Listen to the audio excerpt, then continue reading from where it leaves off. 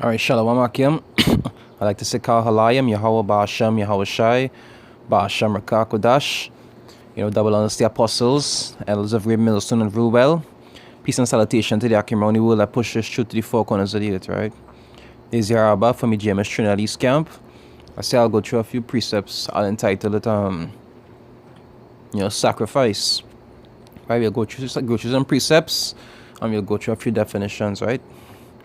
They say, the Romans 12 verse 1, right? They say, I beseech you, therefore, brethren, by the mercies of Yahweh, right, of power, that ye present your bodies a living sacrifice.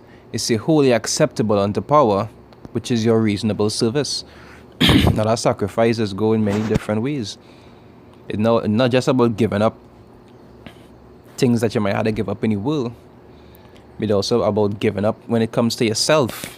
You understand? When it comes to your own desires and your wants and your preferences, right? So you look up the word sacrifice.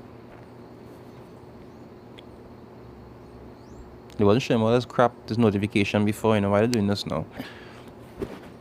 Alright, sacrifice, right? It's the act of giving up something that you want to keep, right? Especially in order to get or do something else or to help someone.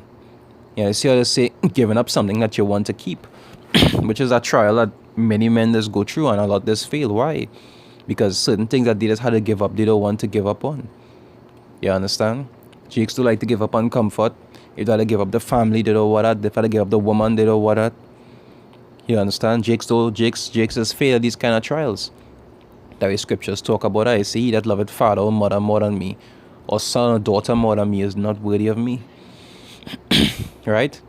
It goes with different definitions. They say an act of killing a person or animal in a religious ceremony as an offering to please a god, right? And we is that living sacrifice. We is that offering, right? They say a person or animal that is killed in a sacrifice. There you go down. Definition 1. It say an act of offering to a deity, which is a god, right? It says something precious, especially the killing of a victim on an altar, right? It says something offered in sacrifice. It says destruction or surrender of something for the sake of something else. And you see destruction or what? Surrender.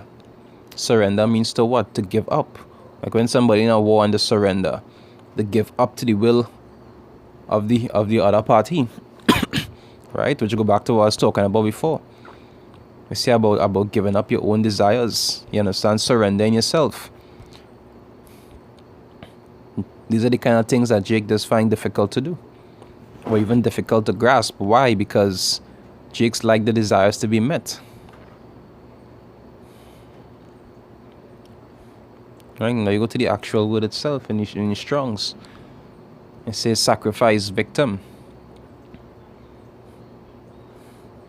Literally and figuratively. You understand? They didn't give much definitions here per se.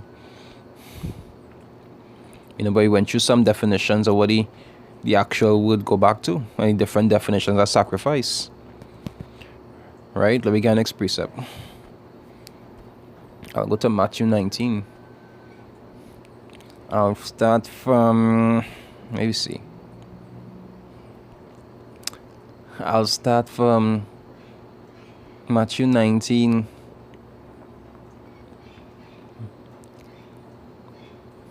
I'll start from 19, right? Matthew 19, verse 19. It say, honor thy father and thy mother, and thou shalt love thy neighbor as thyself. And he was giving out a little list of different things pertaining to the law. People like to talk about the law done away with, but he was even quoting certain laws. And it's not just 10. You understand? It's more than 10, because you still can't be a homosexual. You still can't have sex with animals. None of these things you still can't do.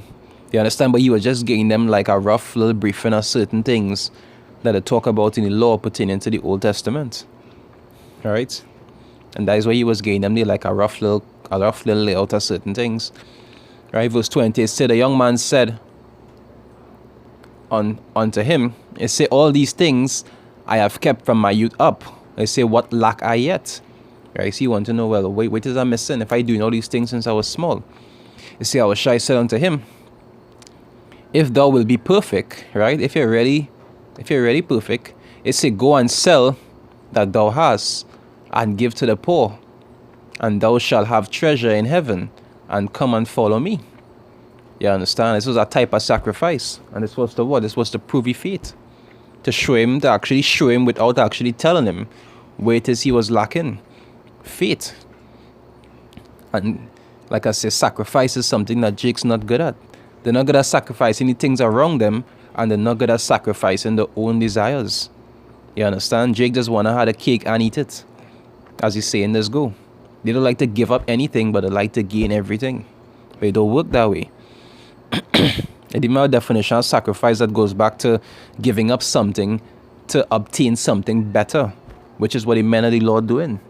They're sacrificing the things that they could enjoy. It's mostly wicked things you'll be giving up. You understand? But the sacrificing their own desires so that they have a crown to receive. You understand? They have comfort to receive on the other side. But that takes faith. Right? Right, say, and thou shalt have treasure in heaven, and come and follow me. He said, but when the young man heard that saying, he went away sorrowful, for he had great possessions. And that was his trial.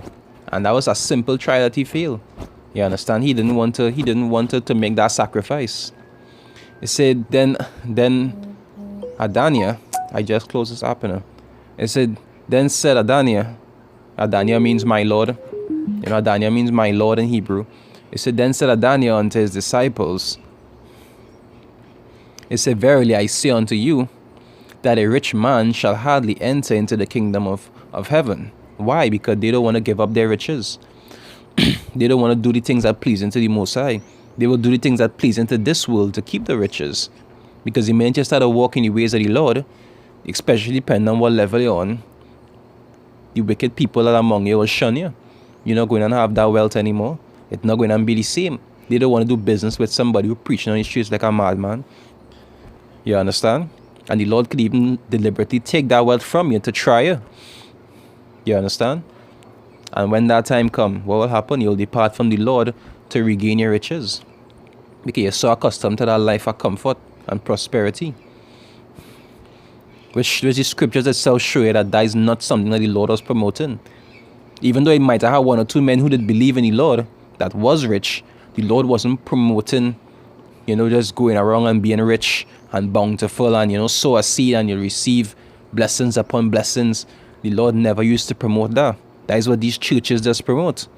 And majority of the people who actually go to these churches, they're not rich. It's mostly the pastor and one or two other people who have businesses. But majority of them who hearing about sowing a seed and receive riches, none of them rich. You understand? Is the pastor who taking the money rich. But this is not what the Lord was done for. Right? We see what he was done for. In verse 24, and again I say unto you, it is easier for a camel to go through the eye of a needle than for a rich man to enter the kingdom of power. He said, when his disciples heard it, they were exceedingly amazed, saying, who then can be saved? You understand? Because these are things that what men mind is mostly follow: money, wealth. It said, but Adania beheld them and said unto them, with men this is impossible, but with Yahweh, right, with the Most High, all things are possible. Because really and truly is the Most High that controls all things. If he realize you can't handle money, he'll just take it from you. And you had to deal with that sacrifice. You understand? It's not because, you're not rich anymore, or you're not as bountiful as you used to be before you come in the truth, that means you'll depart. You understand? All that go back to the sacrifice. Because when you come into the truth, not every single thing you'll have to give up. The scriptures give like an outlining of all different things that you might possibly have to lose. But you mightn't lose all of it. It might have some men who might have it hard with money, but they might be good with the family. The family mightn't shun them. And then there's some men might be well off financially, but the family shunning them. and the wife getting them problems, you mightn't be affected by every single one. But the outlining of things that the Lord state, whichever one you had to lose, you had to deal with that. That's a part of the sacrifice. You understand? You can't want to look towards your own desire and say, well, I don't want to lose this, so I'm not going to do the Lord work. You had to deal with whatever sacrifice the Lord put in front of you. That is a part of it. Right? It's a part of that sacrifice. It says verse 27, right? It said, Then answered Peter and said unto him, Behold, we have forsaken all and followed thee. It said, What shall we have therefore? So they made that sacrifice. When the Lord said, hey, leave what you're doing and come and follow me. That's paraphrasing. All of them, just like the guy from who you read further up, he didn't want to give up shit. He walked away. But they gave up everything. Right? Just like the men of the Lord will. They will give up wherever it is the Lord desire of them to give up, to receive what they had to receive on the other side. You understand? They will make that sacrifice. It say, verse 20, it say, Ananias said unto them, Verily I say unto you, that ye which have followed me in the regeneration, it say, when the Son of Man shall sit in the throne of his glory, it say, ye also shall sit upon 12 thrones, judging the 12 tribes of Israel. You understand? So they have a bountiful reward to receive for sacrifice, for whatever it is they had to give up. And honestly, they had to give up more than a lot of us today, because they had to literally leave the homes and the jobs and travel from city to city, tongue to tongue, writing letters, checking up on this person, checking up on that person. You understand? They had it tough. Sometimes they had no place to sleep, and at the end, most of them were killed. You understand? They had it tough, and they made that sacrifice because they understood what is the glory and the reward to receive afterwards. And the men of the Lord who are actually in the truth and just follow the truth sincerely, they know that these are the things that they will have to do also in some way. You understand? If it presents itself, because there's a part of the walk. You understand? The scriptures talk about war counting the cost. I'll get that scripture after. You have to count the cost. You don't know from the time you come in this truth. You read, you hear, you understand certain things. You know you had to give up stuff. You had to make that sacrifice. So like, yeah, this stupid thing keep popping up. Let's see if I could stop it. Give me a second. Right, so like, yeah, for some reason keep auto starting. Strip it up. Right, we know it is we had to give up, and if necessary, even to the end. The scriptures say what some will be martyrs for the truth, meaning what they'll be killed. Scriptures talk about some being beheaded for the word. There would be some that will live to the end, but some might have to die for the truth, and that is a sacrifice also you had to prepare yourself for when that time come. You had to give up yourself. Scriptures talk about what he that findeth his life shall lose it. You understand? And he that loseth his life for Daniel's sake shall find it. You understand? See verse 29, it say, and everyone that had forsaken houses, or brethren, or sister, or father, or mother, or wife, or child, or land, it say, for my name's sake, it say, shall receive 100-fold, and shall inherit everlasting life. Going back to the definition of what? Sacrifice. The giving up of something to attain something better. Right? I didn't read that definition, but that is one of the definitions I saw at a previous time. Alright? Let me go to the counting the cost. Because like I was saying just now, you had to count the cost when you're in the truth. You had to understand where you're in, what you had to give up, and what it is you're going to receive. You had to understand that. And always pray that the Lord is with you to help you fulfill these things, that you don't fall away. David talk about take not thy Holy Spirit from me. That is not something to look forward to, especially when the end is so close. Right? It say in Luke 14 verse 28. It say, for which of you, intending to build a tower, sitteth not down first and counted the cost, whether he have sufficient to finish it.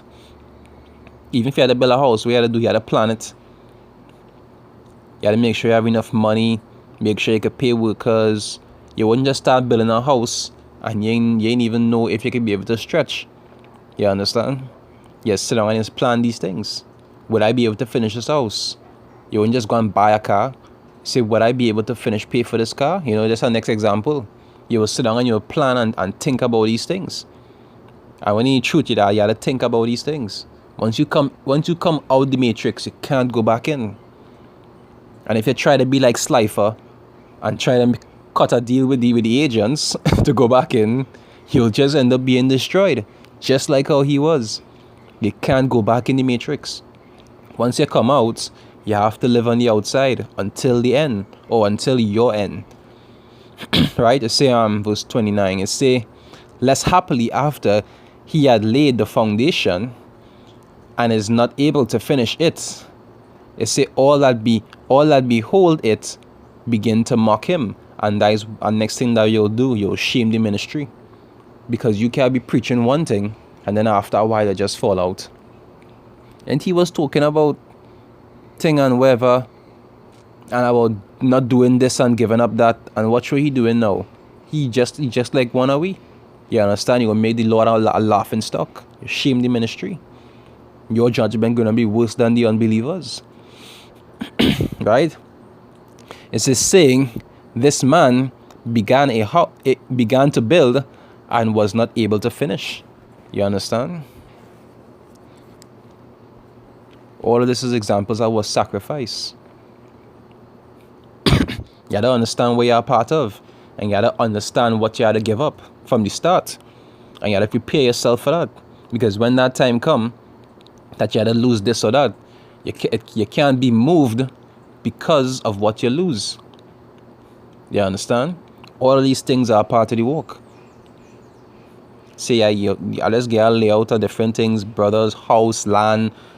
You know, I don't know if I say house or land. I think I said land. I remember house, but all of these things could be lost. Scriptures talk about it. It say, I count all things as dung. You understand? All of these things are expendable. The Lord give it and the Lord take it away. But the Lord will always remain blessed forever. And you also have to keep these things in mind.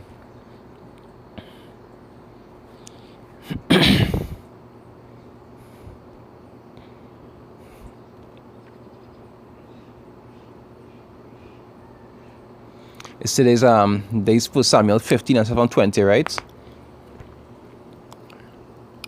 I'll start from 19. 1 Samuel 15 verse 19, right? It say wherefore then didst thou not obey the voice of the Lord, but did fly upon the spoils, and didst evil in the sight of the Lord, because the Lord had ordered them. It had certain places to go. They wasn't allowed to take the spoils. They were supposed to destroy everything, cattle, gold, everything they was supposed to destroy. Certain places to go, they could take spoils, and certain places to go, they could not take no spoils, they couldn't take no cattle. They had to kill everybody. They had to annihilate everybody. Right? You see, and Saul said unto Samuel, yea, I have obeyed the voice of the Lord, and have gone the way which the Lord sent me, and have brought Agag the king of Amalek, and have utterly destroyed the Amalekites. It say, but the people took the spoils, sheep and oxen, the chief of the things which should have been utterly destroyed, to sacrifice unto the Lord thy power in Gilgal. And he was held responsible for that. Why? Because he's the king. He allowed the people to do it. That go back to what? Leadership. Whenever it is somebody flicking up in the group and the leader not dealing with it, and he aware of it, he also responsible, because it's his job to make sure that things go a certain way. The charge was given to who? Was given to Saul. He was the king. And he allowed the people to do what the Lord said they're not supposed to do. So he was held responsible. Right? And they actually took the stuff that the Lord said to destroy and sacrifice it unto the Lord, which is a mindset that Jake does have. Jake will take something or meddle in something that the Lord tell him not to, and they'll want to tell themselves they're using it for good. You understand? That is the kind of mentality Jake does be in. But let me see what Samuel said.